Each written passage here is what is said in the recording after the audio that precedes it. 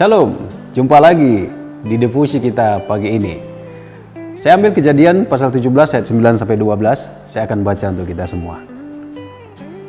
Lagi firman Allah kepada Abraham, dari pihakmu engkau harus memegang perjanjianku, engkau dan keturunanmu turun-temurun.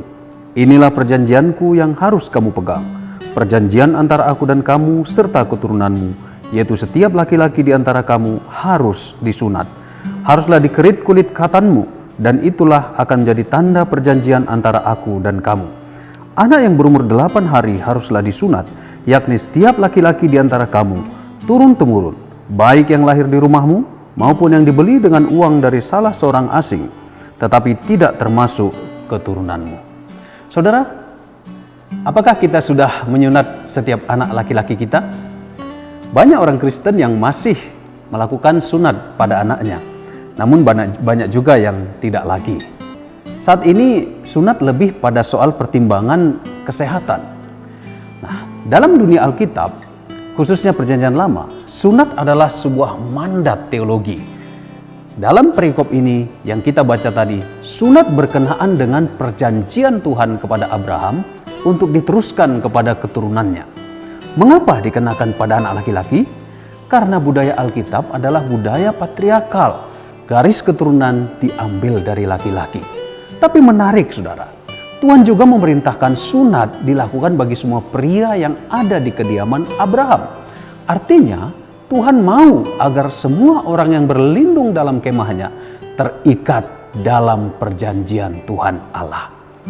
Untuk selanjutnya, proses penyunatan dilakukan dari sejak dini, yaitu sejak umur 8 hari. Ishak disunat pada umur 8 hari, dan kita juga tahu bahwa Yesus juga disunat pada umur 8 hari. Apakah yang terjadi jika anak umur 8 hari disunat? Tentu ia akan merasa kesakitan. Lalu akan ada tetesan darah, saudara. Akan ada raungan tangis yang dapat menimbulkan rasa iba. Lalu apakah Tuhan tidak memahami hal itu? Tentu ia teramat paham.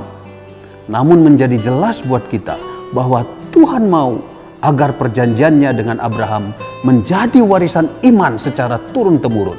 Warisan iman itu teramat berharga, harus dialami, diingat dengan jelas. Itulah sebabnya perlu ada tanda yang permanen, sunat, tetesan darah. Ada rasa sakit? Ya, biar sakit, asal anak kita masuk dalam perjanjian Tuhan Allah. Bukankah terkadang sedikit pengalaman rasa sakit itu juga perlu? Sebagai salah satu contoh, Tuhan pernah marah besar kepada Musa karena lalai menyunatkan anaknya. Itu menunjukkan betapa pentingnya amanat perjanjian itu. Namun saudara, di dalam perjanjian baru, sunat bukan lagi sebuah mandat teologis. Sebagai pertanda kita terikat dalam perjanjian Tuhan Allah, kita cukup menerima baptisan kudus. Kita dibaptis dalam nama Allah Bapa, Anak, dan Roh Kudus. Tetesan darah yang keluar dari peristiwa sunat tidak lagi berarti, saudara. Karena apa? Karena telah ditutupi oleh curahan darah Kristus yang tercurah bagi kita. Sedikit catatan penting juga buat kita yang masih mempertanyakan, kenapa sih anak-anak harus dibaptis? Bukankah mereka belum dapat memahami imannya? Jawaban saya sederhana. Tuhan pernah memerintahkan anak umur 8 hari disunat.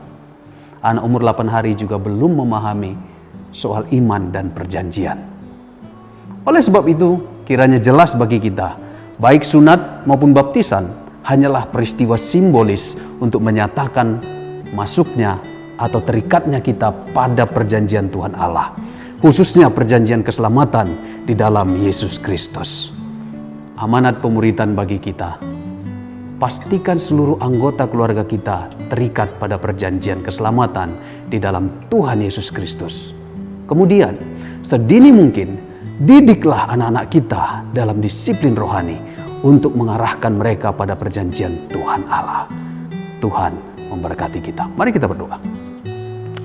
Ya Tuhan, kami mensyukuri anugerah perjanjian keselamatan yang sudah kami terima. Dan kami berdoa Bapa, kiranya perjanjian keselamatan itu melingkupi, menjangkau semua anggota keluarga kami. Selamatkan kami semua Tuhan. Di dalam nama-Mu, Yesus Kristus kami berdoa. Amin. Shalom saudaraku, selamat menjalani hari ini.